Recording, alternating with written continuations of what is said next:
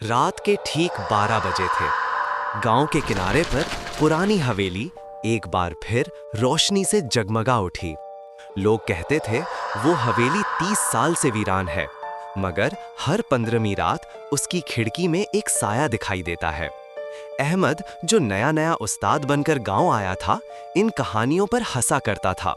मगर उस रात जब वो इस स्कूल से वापस जा रहा था, उसने खुद अपनी आंखों से वो साया देखा।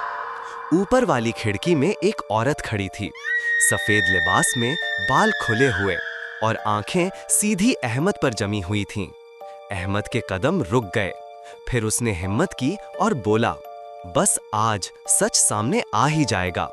वो आहिस्ता आहिस्ता हवेली के जंग आलूद दरवाजे के करीब गया।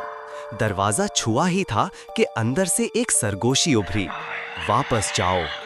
अहमद का दिल जोर से धड़का, मगर उसने हल्की सी मुस्कुराहट के साथ दरवाजा खोल दिया। दरवाजा चरचराते हुए खुला। अंदर अंधेरा था। दीवारों पर पुरानी तस्वीरें लटकी थीं, चेहरे जिनकी आंखें जैसे अहमद का पीछा कर रही हों। अचानक ऊपर की मंजिल से एक कमजोर सी आवाज आई, रेहान। अहमद चौंका। ये आवाज किसकी थी? वो जीने चढ़ने लगा। हर सीढ़ी जैसे उसके वजन से कराह रही थी। चर चर। ऊपर पहुंचकर एक बंद दरवाजा सामने था। दरवाजे के नीचे से लाल रोशनी निकल रही थी। दरवाजे पर लिखा था, ये आखिरी दरवाजा है, जो इसे खोलेगा वो कभी वापस नहीं आएगा। अहमद ने गहरी सांस ली, फिर पीछे मुड़ा।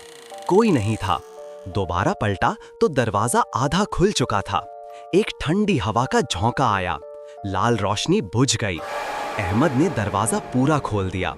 टार्च उसके हाथ से गिर गई। फर्श पर एक पुरानी कुर्सी रखी थी।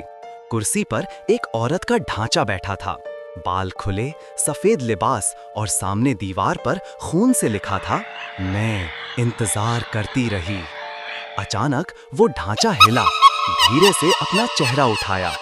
अहमद की सांसें रुक गईं, क्योंकि वो चेहरा उसका अपना था।